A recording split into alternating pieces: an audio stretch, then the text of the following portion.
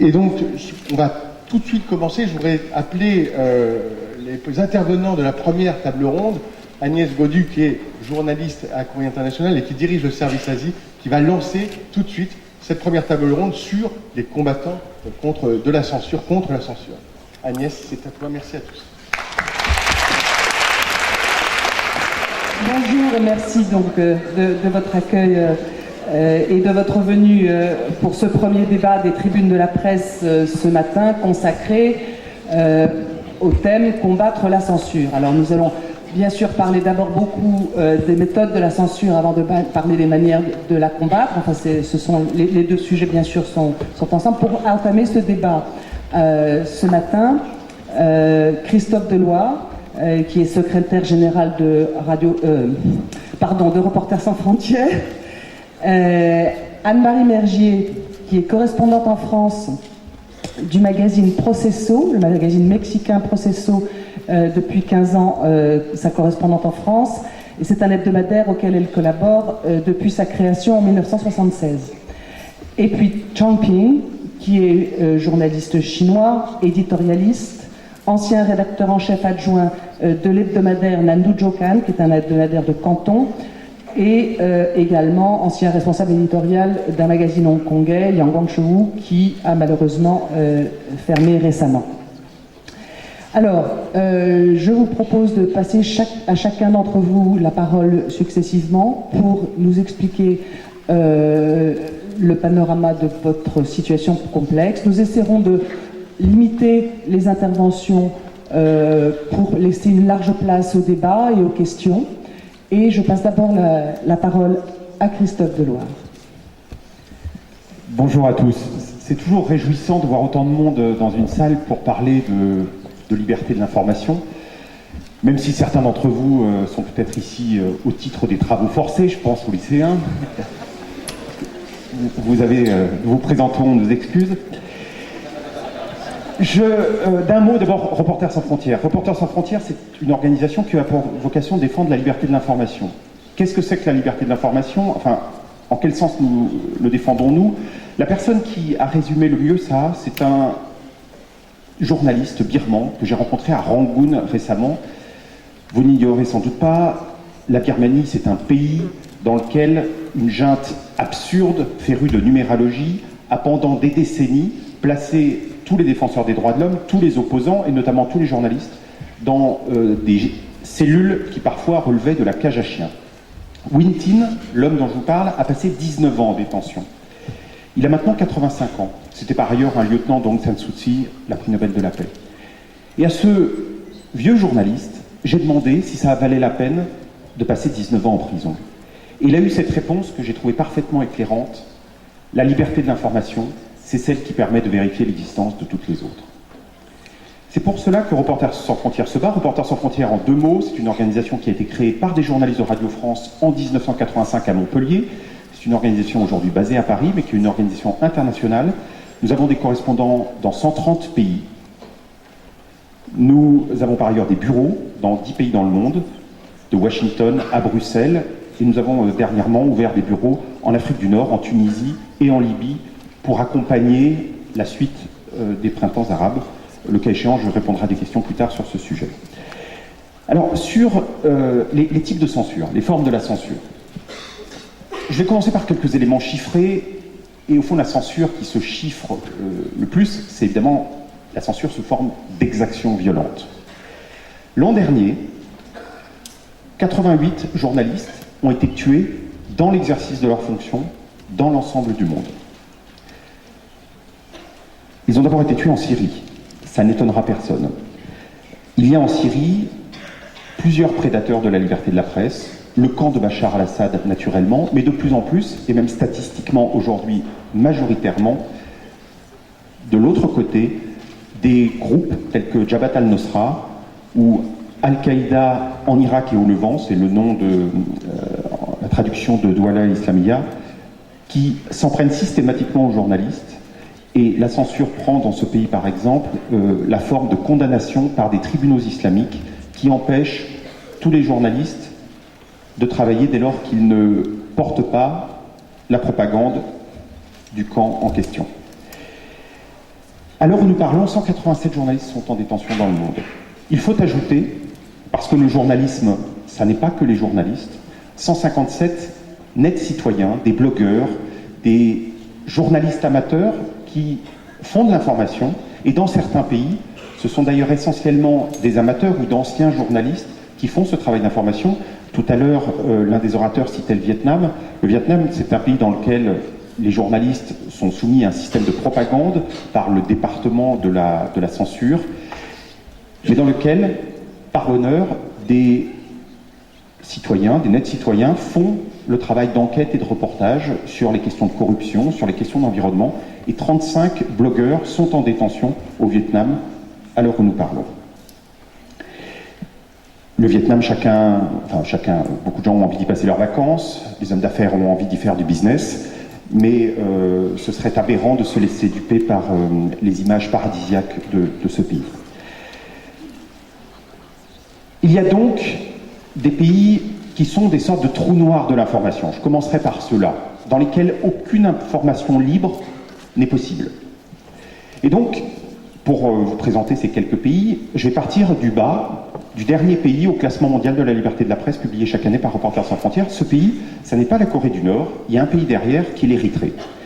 L'Érythrée, c'est un petit pays dans la Corne de l'Afrique, né d'une scission avec l'Éthiopie après une très longue guerre dans les années 90, et c'est un pays où le président, 10 jours après le 11 septembre 2001, a profité de l'effet de sidération des attentats contre le World Trade Center et le Pentagone pour dissoudre totalement la presse écrite privée, enfin la presse privée, et soumettre entièrement le reste à sa tutelle. Il a placé les journalistes dans des camps, et quand je dis dans des camps, c'est dans des geôles à toit de tôle en plein désert, dans lesquels les journalistes sont décédés les uns après les autres. Reporters sans frontières a une radio à destination de ce pays, qui est le seul média indépendant à destination de l'Érythrée. Le gouvernement de l'Érythrée ne le supporte pas, et il va jusqu'à provoquer des sabotages sur les satellites sur lesquels cette radio qui diffuse depuis Paris est positionnée. En remontant, vous avez la Corée du Nord. Corée du Nord, dans le pays dans lequel finalement on dénombre assez peu d'exactions contre les journalistes, tellement l'idée ou la possibilité même d'exercer le journalisme est réduite. Et puis il y a des pays dont on parle moins, comme le Turkménistan, ou d'autres pays d'Asie centrale. Donc ça, ce sont les trous noirs de l'information, qui sont des pays totalement fermés et dans lesquels la censure prend la forme d'une agression physique systématique et d'atteinte à la liberté des journalistes. En remontant un peu, vous avez des pays où il y a des marges de liberté, mais où elles sont très réduites. C'est le cas par exemple de la Chine, naturellement. Alors, il y a en Chine, mais Chaiping en parlera plus savamment que moi, il y a de très bons journalistes, notamment par exemple sur les questions économiques. Des journalistes, parfois des citoyens, peuvent commencer à faire des enquêtes de corruption, mais jamais dès lors qu'il s'agit du cœur du système politique, où là, il y a un interdit absolu. Aujourd'hui, il y a une centaine de personnes en prison en Chine, des professionnels et des amateurs pour leur travail d'information. Le nouveau président, secrétaire général du Parti communiste, dont l'arrivée laissait entendre quelques promesses, manifestement a entrepris vis-à-vis des citoyens d'information, vis-à-vis des journalistes amateurs, le même travail qui avait été entrepris vis-à-vis des professionnels, c'est-à-dire une plus grande mainmise, une moindre tolérance à l'expression libre.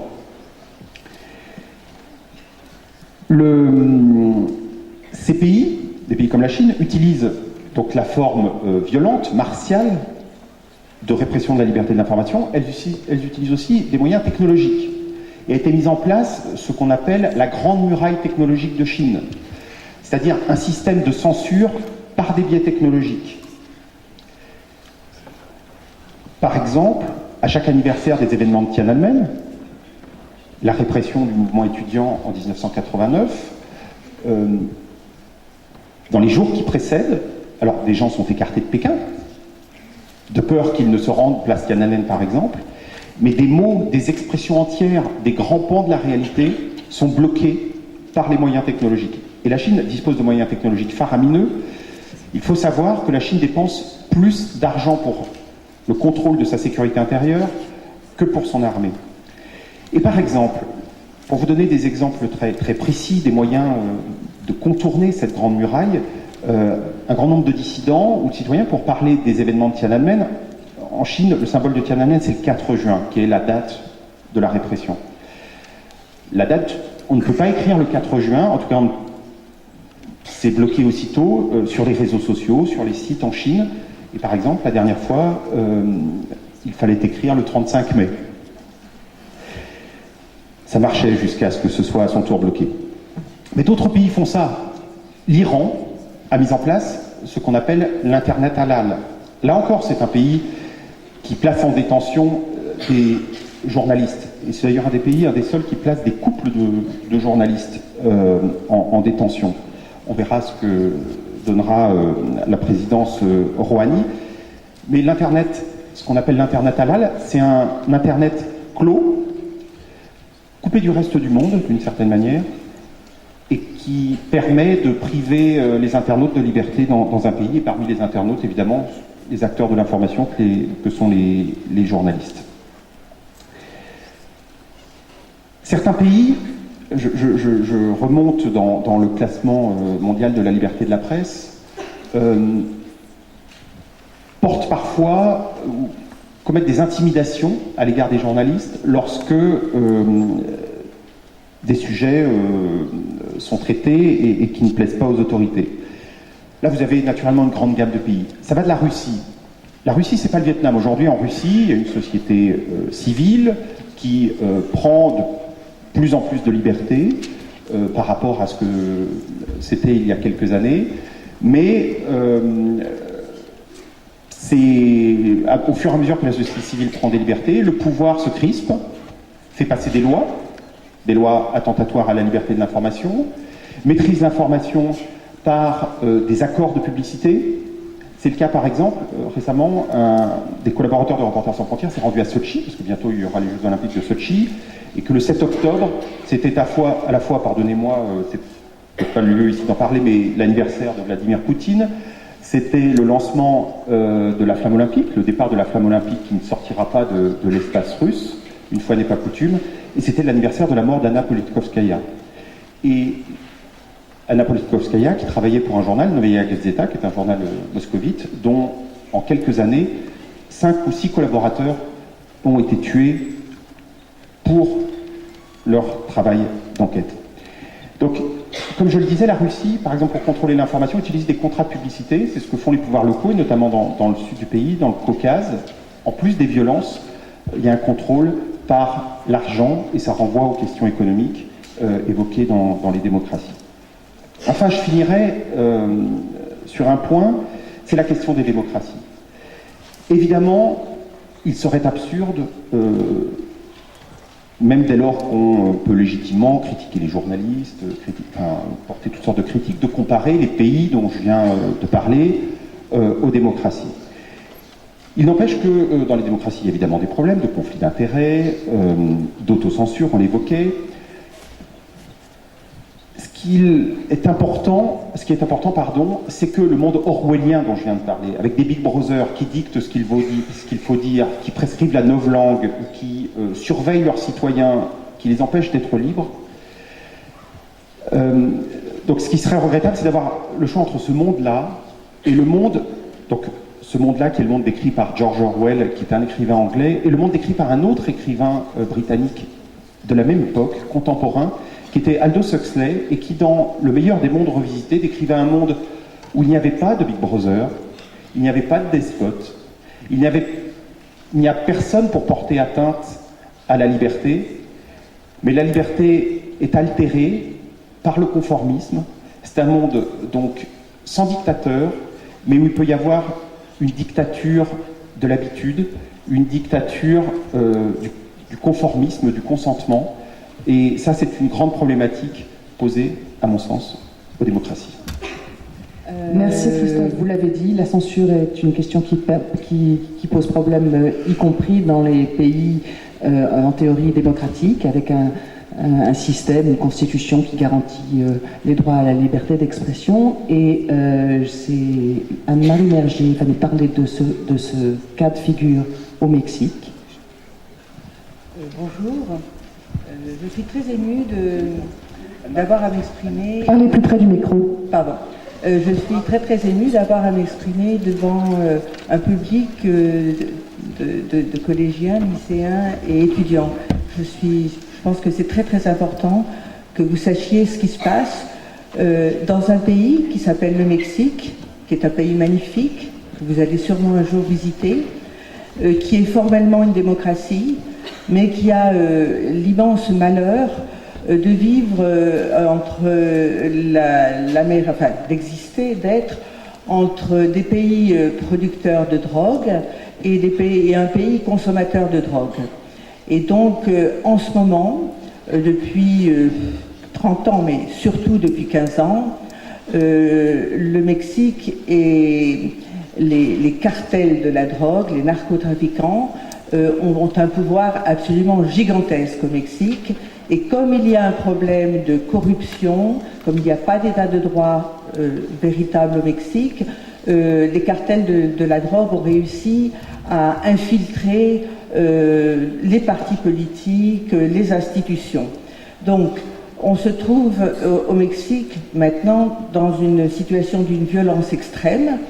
On calcule que dans les 10 dernières années, il y a à peu près entre 60 et 100 000 morts qui ont été provoqués par des affrontements entre les cartels, entre l'armée et les cartels. Et bien entendu, les journalistes qui veulent couvrir cette information sont également visés par toutes sortes d'ennemis et par une censure qui prend différentes formes. Donc, moi, je suis correspondante de ce magazine qui s'appelle Proceso, qui est un hebdomadaire que je vous montre. Il a été créé il y a 37 ans. J'ai travaillé pendant 20 ans lorsque j'étais au Mexique et maintenant, je travaille comme correspondante. Donc, je vais vous parler concrètement de Proceso, mais parce que ça va vous servir, ça va vous permettre de comprendre ce qui se passe pour l'ensemble de la presse au Mexique. Donc, Proceso tire à 100 000 exemplaires. Il est totalement indépendant. Nous n'avons pas de groupe économique, pas de groupe financier derrière nous. Nous n'avons aucun parti politique non plus derrière nous. Nous vivons de la vente de nos magazines, entre 80 000 et 100 000 exemplaires. Nous vivons modestement, les journalistes se servent la ceinture, le siège de Proceso n'est pas c'est un tout petit immeuble, et nous sommes très fiers de vivre comme ça et de faire notre travail.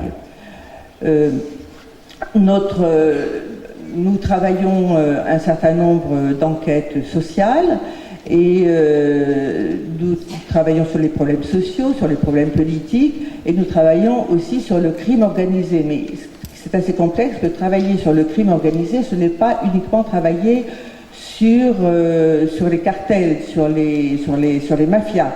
Étant donné qu'il y a des liens très étroits entre les mafias et avec la police, avec l'armée, avec les douanes, avec des hommes politiques et au plus haut niveau. Donc chaque fois qu'on veut faire une enquête strictement sur le crime organisé, on débouche toujours sur des hommes politiques. Et je dois dire qu'une des caractéristiques de notre revue, que j'ai ici, c'est que nous avons un certain nombre de rubriques, comme toutes les revues, comme tous les magazines hebdomadaires du monde, de société, problèmes sociaux, culture, sport, économie. Et nous avons une rubrique fixe, semaine après semaine, c'est narcotrafico, le trafic de drogue. Et chaque semaine, nous avons des articles, nous faisons des articles, nous publions des articles sur le trafic de drogue et bien entendu sur comment fonctionnent les cartels, ce qu'ils font, la violence qu'ils engendrent, et aussi sur les hommes politiques qui, d'une façon ou d'une autre, sont leurs complices. Donc cette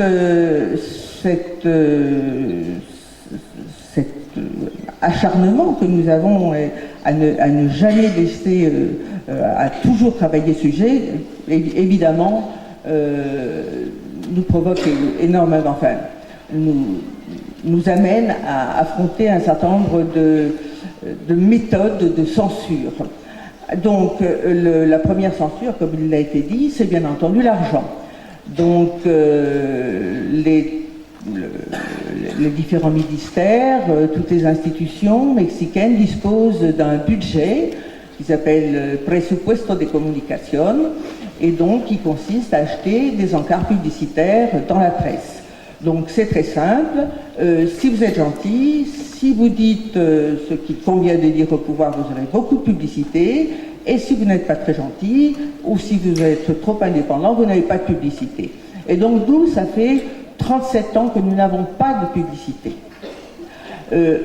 Lorsque un média comme le nôtre est stigmatisé par les pouvoirs publics, bien entendu, le secteur privé ne va pas vouloir déplaire au gouvernement, donc va nous stigmatiser aussi, donc nous n'avons pas de publicité non plus du secteur privé.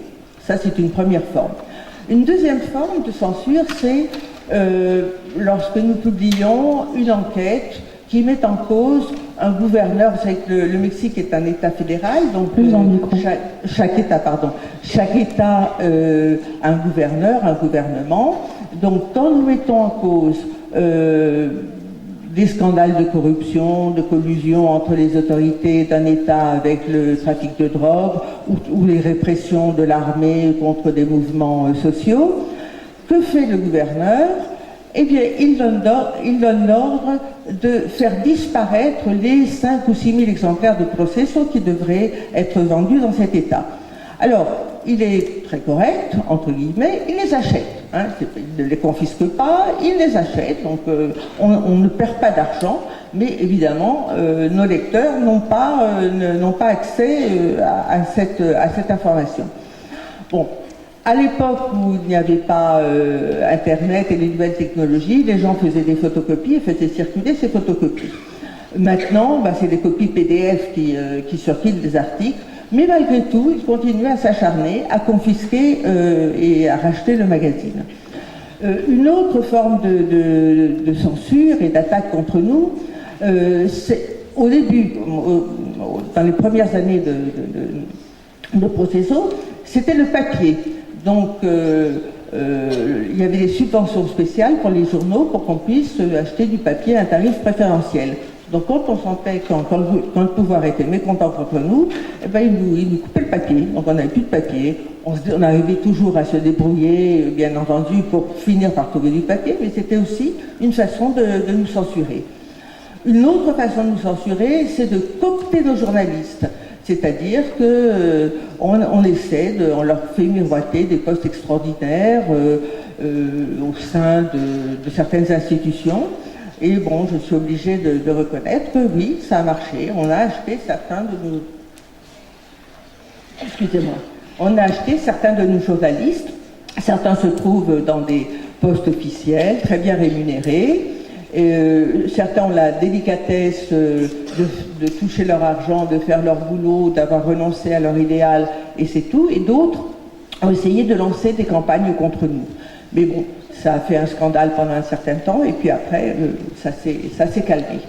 Bon, ça, c'est, je dirais, entre guillemets, les méthodes douces. Mais il y a maintenant, depuis 15 ans, il y a des méthodes beaucoup plus violentes, qui sont... j'oubliais aussi de dire que nous sommes sur écoute. Bien entendu, toutes nos conversations téléphoniques, nos correspondances par mail, c'est tout à fait illégal, mais nous sommes sur écoute. Voilà. Bon, alors ça maintenant, c'était ce que je pourrais dire entre guillemets les méthodes douces. Maintenant, il y a des méthodes beaucoup plus radicales, puisque le Mexique a le triste privilège d'avoir 87 journalistes qui ont été assassinés dans les 12 dernières années. On peut d'abord, avant d'assassiner le journaliste, on lui envoie un certain nombre de messages par Internet, au téléphone, sur des SMS. On a en général l'élégance de téléphoner à l'heure où on sait que les enfants les enfants des journalistes peuvent décrocher le téléphone et on lui dit, bah, tu vois, ton papa, il prend des risques, ce serait dommage que tu ne revoies plus ton papa. Si le journaliste persiste et signe, donc on peut, il y a des passages à tabac. Bien entendu, il y a toujours des individus un petit peu bizarres qui rôdent autour de l'immeuble ou de la maison où habite le journaliste. Et puis, s'il ne comprend pas encore, eh bien, on peut l'enlever. Alors, on l'enlève pour lui donner une bonne leçon ou on l'enlève pour le faire disparaître. Il y a actuellement 17 journalistes au Mexique qui sont portés disparus. Et puis, si vraiment il continue, eh bien, on le tue. Donc, comme je vous disais, 87 journalistes qui ont été assassinés au Mexique. Donc, nous, en tant que Proceso, je vais vous parler de ce qui nous arrive, à nous.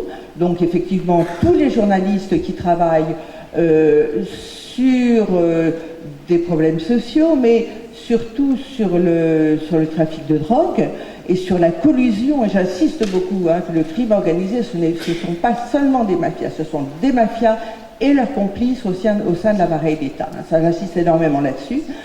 Donc, nos journalistes ont été victimes. Donc, on est tous en permanence sur surveillance et toujours, on fait toujours l'objet de menaces. Mais nous avons 2 journalistes qui ont été enlevés. Donc une Veronica qui a été enlevée pendant quelques heures et puis qui a été libérée parce qu'immédiatement elle a donné l'alerte, donc immédiatement on s'est mobilisé et donc le lendemain on lui a demandé de déménager avec sa famille. Elle est venue d'abord vivre, elle était dans l'état de Jalisco, on lui a demandé de venir travailler à la capitale et puis après on l'a envoyée dans un autre état, l'état de Puebla, où pour le moment elle ne fait pas l'objet de menaces. Un autre journaliste, lui, Pedro Matias, qui travaillait dans l'état de Oaxaca, il a été enlevé pendant 3 jours, il a été terriblement torturé, et il a été relâché, c'est un miracle, et immédiatement, il y a des organisations de défense des journalistes qui ont permis qu'il puisse se réfugier en Allemagne pendant 1 an, et puis après, il est revenu à l'état de Oaxaca parce qu'il a sa famille, et il ne pouvait pas se permettre de vivre éternellement en Allemagne. Nous avons le dernier cas, le plus terrible, c'était le cas de Regina Martinez, qui était notre correspondante dans l'état de Veracruz. Elle travaillait dans la capitale de cet état qui s'appelle Jalapa. Elle a publié, ça faisait 20 ans qu'elle travaillait elle était originaire de cet état, ça fait 20 ans qu'elle était journaliste dans cet état, et ça faisait 12 ans qu'elle était notre correspondante. Regina, dans la nuit du 27 au 28 avril 2012, a été sauvagement assassinée chez elle. On l'a massacrée, le visage absolument détruit à coups de poing américains, le corps rouillé de coups, et finalement on l'a étranglée. Donc ça a été un choc, parce que c'était la première fois que l'on tuait un journaliste de Proceso et de la presse nationale. L'ensemble, la majorité des journalistes qui sont, et c'est terrible, qui sont assassinés, ce sont des journalistes de province. Mais nous sommes un magazine reconnu internationalement, un magazine reconnu aux États-Unis, en Amérique latine, et on nous avait énormément menacés, toujours ce que je vous ai expliqué, on nous a harcelés, mais on n'avait pas assassiné une journaliste, une reporter. Et donc, en général, quand on assassine des journalistes au Mexique, les patrons de presse, qui sont en général des patrons de presse de province, font profil bas. Nous, lorsqu'on a assassiné Regina, immédiatement, on l'a assassiné dans la nuit, à l'aube, donc à 4h du matin du samedi. Le patron fondateur de Proceso, Julio Scherer Garcia, et 3 membres de la direction ont immédiatement pris contact avec le gouverneur de l'État de Veracruz et ils lui ont dit « vous allez nous recevoir immédiatement ». Et donc le dimanche, ils se sont réunis avec le gouverneur de l'État de Veracruz et le gouverneur a fait semblant d'être absolument désolé. Le directeur du magazine de Proceso, le président lui a dit, écoutez, pas de bobard, on ne vous croit pas. Regina avait publié toute une série d'articles sur la collision entre le pouvoir, entre deux hommes politiques très précis et le narcotrafico. Donc on veut une enquête sérieuse, on veut savoir qui sont les coupables.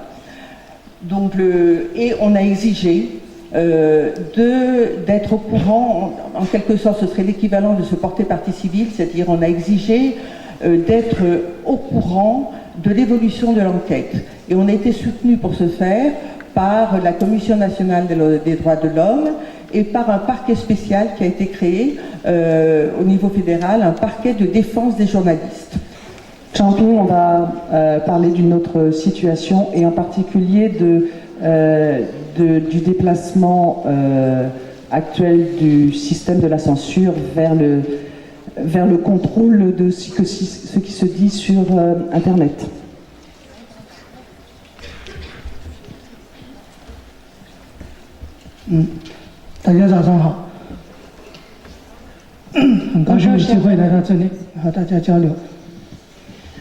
Je suis ravie de parler avec vous. 李开复是这个谷歌和微软的前任高管，最近得了癌症。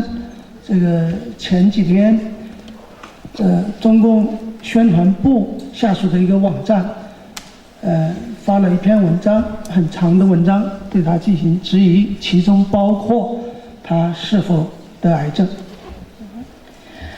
Li Kai-fu, qui est ex-dirigeant de Chine et de Microsoft Chine, récemment a appris qu'il est atteint de cancer. Et après cette annonce, un site qui est contrôlé par le ministère du département a publié un article qui remet en cause le fait qu'il est atteint de cancer. 文章说，我怀疑你根本没有得癌症，你为什么要回到台湾治疗呢？因为你在台湾可以得到造假的证据。Alors cet article dit que Li Kai-fu n'a pas été atteint de cancer et dit à Li Kai-fu que si il est en train de recevoir des soins à Taïwan, c'est parce que à Taïwan, il peut fabriquer le fait qu'il est atteint de cancer, alors que ce n'est pas le cas. 攻击这个文章的同一个作者呢，在大概1个月之前还谈到另一个癌症的例子。 Et l'auteur qui a écrit cet article avait écrit un mois auparavant un autre article remet en cause le cas de cancer d'une autre personne. 一位女孩在2年前被查出癌症，然后公布了自己的病情以及和病魔做斗争的这个经过，通过微博，然后得到很多的关注和支持，其中包括有一位叫薛蛮子的人对她的资助。 2 ans auparavant, une jeune femme a découvert qu'elle est atteinte de cancer et elle publie des microblogs racontant sa lutte contre le cancer. Et dans ces microblogs, elle a aussi parlé de l'aide qu'elle a reçue de la part d'un autre microblogueur, Monsieur Charles Sieu. 这位攻击李开复的作者，当时也在微博上说，薛蛮子根本没有给这位女孩资助。这位女孩这个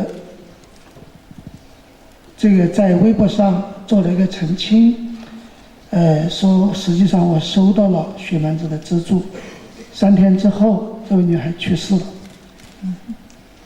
Alors l'auteur de l'article disait dans son article que cette jeune fille n'a pas du tout reçu de l'aide financière de Charles Sieu et 3 jours avant la mort de la jeune fille. Et cette jeune fille a annoncé sur son microblog qu'elle a effectivement reçu de l'aide financière de Charles Sieu. 攻击李开复和薛蛮子的这位作者被宣传部门大力推广，他的文章被不仅是发表在宣传部门主管的党建网上，而且他的文章被要求所有的新闻网站都在重点位置转发。Cet auteur qui critique à la fois Xue Manzi, Charles Sieu, et qui remet en cause le cancer de Li Kai-fu est très connu dans la presse chinoise, puisque les organes du Parti communiste chinois publient régulièrement ces articles dans les grands journaux. Vous parlez, Champing, de cas d'utilisation des microblogs pour manipuler les informations qui circulent sur des personnes publiques. 没错，为什么？因为这两位人士李开复和薛蛮子都是在网络上，尤其是新浪微博上具有影响力的这个公众人物。Oui, tout à fait. À la fois, Li Kai-fu et Charles Sieu sont des personnalités très connues sur la toile chinoise. Ce sont des personnalités publiques très influentes. 中国最近正在展开打击网络大 V 的活动。所谓大 V， 就是指像前述两位一样，在微博上拥有众多的几百万、上千万的这个粉丝的公众发言人。En fait, récemment, la Chine a lancé une campagne de répression contre ce qu'on appelle des big wei sur le microblog Sina Weibo. Ces big wei sont des personnes connues avec un badge V accolé à leur nom sur leur compte de microblog et qui ont des centaines de millions de suiveurs. 从前面的例子可以看出，他们在攻击这些人物的时候，使用了很多谎话和谣言，但是他们展开这场运动的理由，又正是打击网络谣言。Alors les exemples que j'ai cités tout à l'heure illustrent bien les méthodes de répression utilisées par le département de propagande de la Chine, c'est-à-dire les mensonges, les rumeurs qu'ils lancent sur Internet. Alors le prétexte pour lequel ils lancent cette répression est justement la lutte contre les fausses informations, les fausses rumeurs. 更有意思的是，对这个大 V 制度，现在对大 V 制度进行打击，但实际上这个大 V 制度它本身就是之前新闻审查和这个网络的商业运作的一个结果。Alors, plus intéressant encore est justement ce système de Big V qui est aujourd'hui utilisé comme une méthode de censure. 大 V 这个 V， 其中一个意思是 verify， 这个本身来自 Twitter， 就是 verify 认证这本身是 Twitter 的一个做法。那新浪微博呢，就是 Twitter 的一个中国版。它到了中国之后，把这个 verify 认证方面更多的用于审查、过滤和便于警方查找发言人的这样一个作用。Alors le système de Big V vient en fait de Twitter.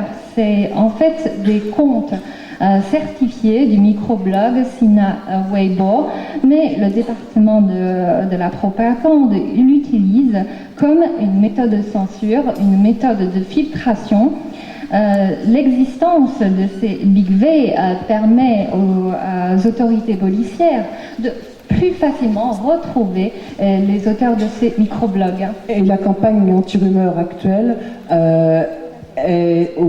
a permis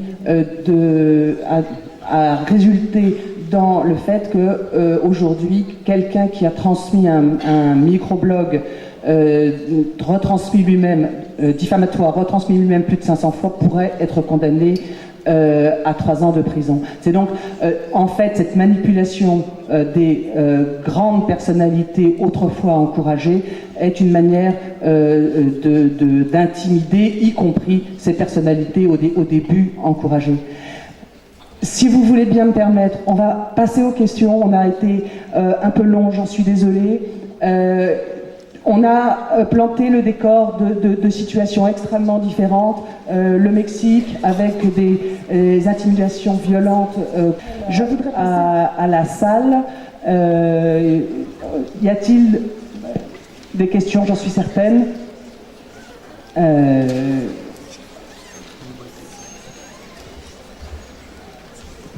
Là-bas en haut, je ne vois strictement rien. Je suis un peu aveuglée.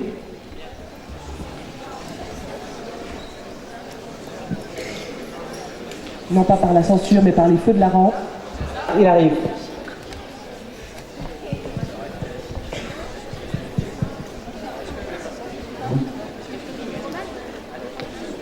Bonsoir, bonjour. C'était pour savoir déjà une définition assez large de la censure qui regroupe tous les exemples qui ont été donnés, si c'est possible d'en avoir une. Et ensuite, pour avoir la fin de l'histoire de la journaliste, forcément, on est tous impatients de l'avoir. Oui. Voilà. Je veux répondre sur une définition de la censure. Jean-Pierre, auriez-vous une définition de la censure?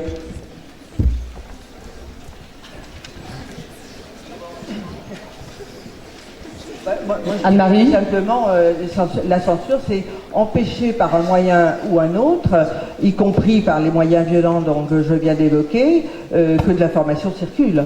Voilà, c'est basique comme définition, mais ça me semble, c'est celle qui me vient à l'esprit. Mais je ne sais pas, Jean-Pierre, toi, ce que tu en penses? 除了限制之外，刚才任女士讲的各种方法，其实在中国基本上都有，但是最严重的就是谋杀记者的。老实说，中国没有这么严重，是因为我们的中国共产党还不必采取这样的办法，在之前他们有各种办法，我不知道是中国记者的幸运还是不幸。那么也就是在这之前，除了阻止各种信息流动之外，那在中国还有非常重要一个就是对信息的解释，不同的解释。Oui, je suis tout à fait d'accord avec vous. Bien sûr, il y existe toutes sortes de méthodes pour limiter la libre circulation de l'information, mais la pire particularité de la Chine, ce serait de contrôler, de manipuler l'interprétation de l'information. Et j'aimerais vous dire aussi que toutes les méthodes utilisées au Mexique pour contrôler, pour verrouiller la presse existent également en Chine, sauf le cas de l'assassinat. Je ne sais pas si c'est une chance pour les journalistes. Je dirais aussi qu'au Mexique, on contrôle effectivement on contrôle les blogs, on contrôle les tweets, et on a par exemple plusieurs cas de blogueurs, en particulier 3 jeunes blogueurs qui avaient essayé d'informer sur le trafic de drogue, et on les a retrouvés pendus sous un pont. Il y avait d'autres blogueurs qui avaient créé El Narco Blog, le blog du narco. Il a disparu, on ne sait pas où il est, et la jeune femme, elle s'est réfugiée aux États-Unis, je crois que peut-être maintenant elle est en Espagne. Voilà, donc effectivement, mais si vous voulez, les méthodes sont d'une barbarie extrême. Anne-Marie, sur la fin de l'histoire. Voilà, je vais vous raconter la fin de l'histoire, qui n'est pas terminée. En pas trop long, si possible. Je vais faire le plus, je vais essayer d'être synthétique, voilà. Donc, du fait de notre force du fait que on inspire du respect donc, au Mexique, notre direction a pu exiger de suivre l'enquête. L'enquête a été délirante. Donc, au bout de 6 mois, on nous a présenté un individu, analphabète, séropositif, travailleur sexuel, comme on dit au Mexique, prostitué donc, et on nous a expliqué que c'était lui qui avait assassiné Regina. Bien entendu, nous, dès le début, on avait exigé qu'on travaille sur les articles qu'on parte des articles qu'avait écrit Regina pour faire cette enquête.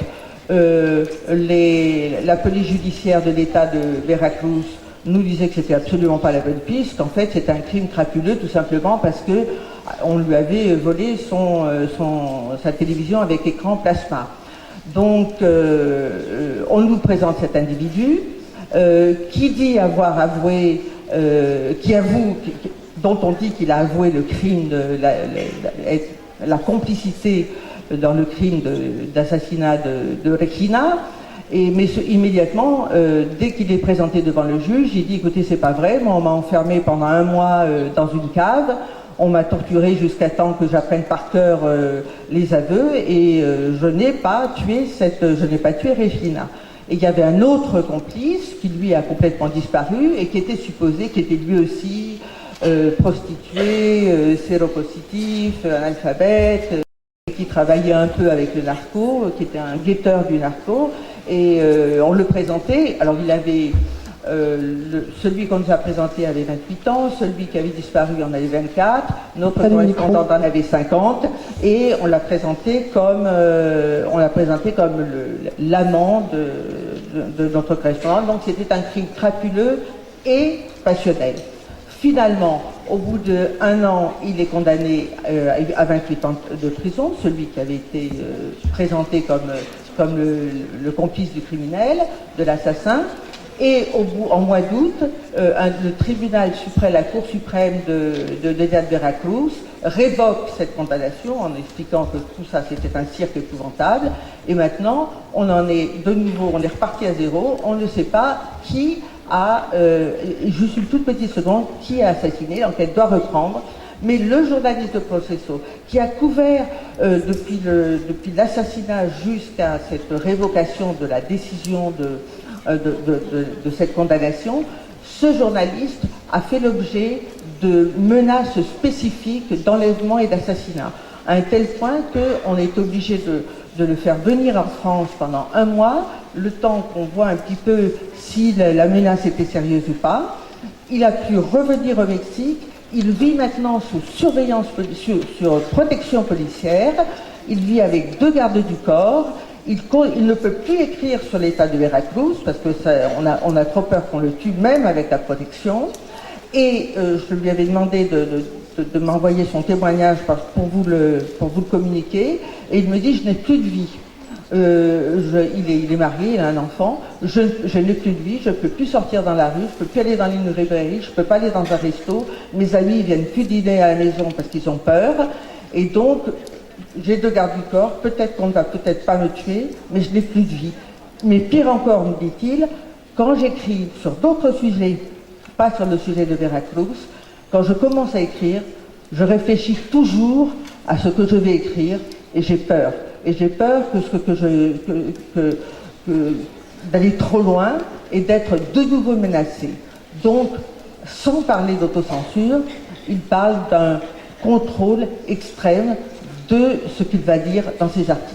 Excusez-moi, j'ai été un petit peu longue. C'est-à-dire que de la censure, on passe à l'autocensure et que les deux fonctionnent en boucle et en se renforçant l'un l'autre. Est-ce qu'il y a d'autres questions certainement dans la salle? Je ne les vois pas. Est-ce qu'il existe au niveau mondial, en dehors de peut-être la Déclaration des droits de l'homme, au niveau de l'ONU, une organisation qui essaie de combattre la censure au niveau mondial? Christophe Deloire. Alors, il y a le texte auquel vous faisiez référence. Donc d'abord, s'agissant des textes, et puis ensuite, je répondrai sur l'aspect organisation. Donc, il y a l'article 19 de la Déclaration universelle des droits de l'homme, qui évoque 2 libertés. La liberté d'expression et la liberté de l'information, qui est la liberté de collecter et de diffuser les informations factuelles. Cette liberté, elle est évoquée dans de nombreux textes internationaux, notamment dans le pacte relatif aux droits civils et politiques, qui a été ratifié par un grand nombre de pays dans les années 60, et qui précise que les exceptions à la liberté de l'information et à la liberté d'expression doivent être parfaitement limitées, par exemple sur des questions relatives à la vie privée. Alors il y a des exceptions qui, du point de vue de Reporters sans frontières, sont d'ailleurs trop larges, comme une notion d'ordre public, de la protection de l'ordre public. Et puis, la Charte européenne des droits fondamentaux, dans son article 11, je ne suis pas juriste, mais si je me souviens bien, dans son article 11, rappelle le principe du pluralisme en Europe. Donc ça, il y a évidemment beaucoup de textes. À l'ONU, il n'y a pas d'organisation proprement dit, il y a un rapporteur spécial sur les questions de liberté d'expression, pas spécifiquement de liberté d'information, qui s'appelle actuellement Franck Larue, qui, contrairement à ce que son nom indique, est un guatémaltèque. Et puis il y a des organisations de défense de la liberté d'expression et de la liberté d'information. Il y a un grand nombre d'organisations de défense de la liberté d'expression. Par exemple, une organisation à Londres qui s'appelle Article 19, en référence à l'article 19, que vous l'aurez compris, et qui est une organisation qui fait des analyses juridiques et des rapports. Et puis il y a deux organisations qui défendent la liberté de l'information à travers notamment la protection des journalistes et de tous les acteurs de l'information. C'est une organisation américaine qui est basée à New York, qui s'appelle le Committee to Protect Journalists, CPJ, et Reporters sans frontières. Et Reporters sans frontières, comme je le disais, c'est une organisation française, mais de ce point de vue-là, c'est celle qui a la plus forte notoriété dans le monde, qui nous permet... Votre question me permet d'expliquer en quelques mots quels sont nos moyens d'action. En fait, on a deux grands champs d'action. Le premier, c'est la protection et le soutien aux journalistes et honnêtes citoyens. Le premier moyen d'action en leur faveur, c'est la parole publique. C'est ce qu'on appelle le plaidoyer, l'advocacy en anglais. C'est-à-dire qu'en utilisant, en dénonçant, en portant sur la place publique des cas d'espèce, que ce soit au Mexique, que ce soit en Chine, on influence le réel. C'est une stratégie dite du naming and shaming, selon un jeu de mots en anglais, dénoncer et faire honte, qui consiste à dénoncer publiquement les États et à essayer donc d'infléchir leur politique. Et ça marche assez bien, c'est-à-dire notre classement mondial de la liberté de la presse dont je vous parlais tout à l'heure, lorsqu'il est publié généralement en janvier. Avant même sa publication, des États nous appellent pour savoir où ils seront, nous demandent comment ils peuvent faire, et je ne parle pas de tentative de corruption, pour remonter au classement. Et on s'aperçoit qu'on peut obtenir, à travers cette stratégie du naming and shaming, des libérations. J'en citerai quelques-unes. Au Burundi, cette année, il y a 2 ans, il y a un journaliste, Hassan Ruvakuki, donc Burundi, petit pays de l'Afrique des Grands Lacs, qui avait été condamné à perpétuité. C'était un jeune journaliste, simplement parce qu'il était allé tendre son micro à des mouvements d'opposition. C'était un correspondant de RFI, par ailleurs. On a dénoncé, on est allé voir des organisations internationales à la veille d'une visite à Paris du président burundais. Le secrétaire général de l'Organisation internationale de la francophonie, la présidence de la République, ont exercé pression incitée par nous, et ainsi le journaliste a fini par être libéré, alors après tout de même 1 an et demi en détention. On travaille sur la sécurité physique des journalistes, en prêtant des casques, des gilets pare-balles. On travaille de plus en plus sur la question de la sécurité numérique, parce que la sécurité numérique, c'est aujourd'hui un enjeu essentiel, puisque c'est un enjeu de sécurité physique, c'est-à-dire si vous ne protégez pas vos données, vos communications, alors en France, il risque d'être porté atteinte à votre vie privée, le cas échéant à vos informations quand vous êtes un professionnel de l'information. Dans certains pays, on va vous trouver, venir vous chercher chez vous et vous interroger. Donc on organise par exemple des ateliers de formation à la sécurité numérique partout dans le monde. On l'a fait il y a 3 semaines à Kaboul, en Afghanistan. On l'a fait la semaine dernière à Columbia University aux États-Unis pour la 3e fois. On le fait partout. Ce sera cet après-midi à Lijba à 16h. On accorde des bourses à des journalistes ou des nets citoyens qui sont dans une mauvaise passe. Alors ça peut être une radio au Honduras dont le toit a été incendié par des putschistes et qu'on aide à réparer. Ça peut être une journaliste réfugiée à Kampala, une journaliste rwandaise et qui a besoin de fuir les services secrets de Paul Kagame. Donc on a tout un volet d'action. Et puis sur les acteurs de l'information. L'autre grand aspect de notre activité, c'est de porter des préconisations auprès des organisations internationales et des États, et d'ainsi faire changer le cadre juridique. On a un statut consultatif à l'ONU, donc je reviens aux organisations internationales, à l'ONU, à l'UNESCO, au Conseil de l'Europe. Reporters sans frontières était à l'origine d'une résolution du Conseil de sécurité de l'ONU sur la protection des journalistes, la résolution 1738 qui a été adoptée en 2006. On la rappelle beaucoup à propos de la Syrie. Et auprès des États, on arrive à influencer des textes de loi. C'était le cas par exemple cette année en Tunisie, au Gabon, en Afghanistan, on a fait de la préconisation juridique, en Jordanie, et puis on travaille aussi sur la France. Récemment, on a beaucoup travaillé sur la loi sur le secret des sources. Je ne compare pas évidemment la question du projet de loi sur la secret des sources en France aux lois en Chine ou dans ce genre de régime. Merci Jean-Christophe Deloire. Est-ce que il y a une autre question? Oui, bonjour. J'ai deux petites questions. Ça sera la dernière, je crois. Je le crains, je suis désolée, nous sommes un peu... Donc j'aurais voulu savoir la position, par exemple, de RSF et aussi la vision de la Chine par M. Champing de ce qu'on appelle les lanceurs d'alerte. Aujourd'hui, on entend beaucoup parler, comme Julian Assange, Bradley Manning ou Snowden. Quelles sont leurs positions vis-à-vis de ces... alors c'est pas nouveau, mais seulement c'est connu de plus en plus, ça fait de plus en plus de bruit. Est-ce qu'ils supportent, est-ce qu'ils apportent une aide ou autre? Et est-ce qu'en Chine, c'est connu, les whistleblowers? Est-ce que c'est connu et est-ce que ça peut faire des émules ou pas? 是这样，中国人大没有批准这个人权公约，但是中国的法律呢，中国的宪法，中国的宪法其实是有这个对言论自由、集会、游行、示威等等的保护。所以中国在我看来，就是这些国际公约呢，中国是参加不参加，对现在的中国来说几乎是没有什么关系。中国加入了有一些这个国际组织签署了有一些这个国际这个公约，有一些呢是没有批准，但是这些对中国来说问题都不是特别大。正如中国的宪法规定了言论自由，但实际影响并不大。En fait, en Chine, l'Assemblée nationale populaire n'a pas ratifié la Convention de la Haye. La Constitution chinoise garantit la liberté de presse, la liberté des rassemblements, des manifestations, etc. Donc le fait que la Chine ait ratifié ou pas les conventions internationales ne compte pas vraiment, puisque ces libertés sont déjà garanties par la Constitution, au moins théoriquement. Je vais peut-être reposer la question. Comment voyez-vous personnellement le phénomène des lanceurs d'alerte?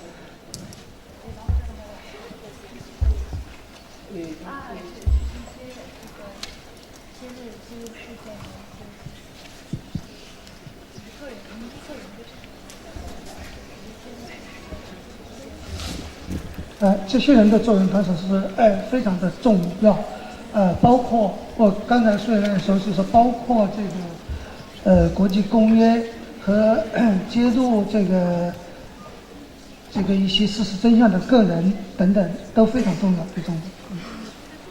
Je pense que l'existence de ces lanceurs d'alerte est extrêmement importante pour la Chine. 但是，正如刚才这个我举的那2位人，在中国最近打击大 V 的几位知名人士其实他们都不是专业的新闻工作者，也不是专业的时事评论人，他们是知名企业家。Je pense que ces personnes sont des personnalités cruciales pour la Chine. Les personnalités que j'ai citées tout à l'heure ne sont pas des journalistes ou des commentateurs, mais des entrepreneurs.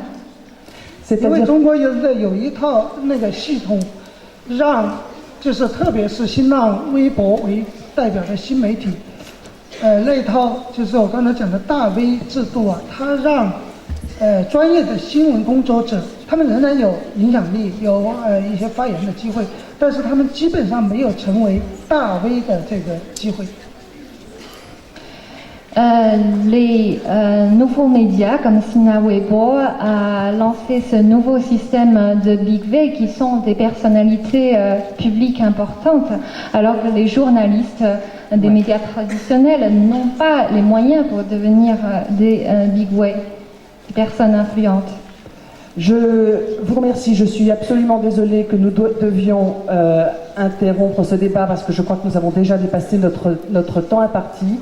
Vous aviez tous les trois entamé des questions extrêmement importantes. On va céder la place au prochain débat qui est consacré à la censure. Merci à tous les trois, merci à Virginie Chen pour la traduction. Et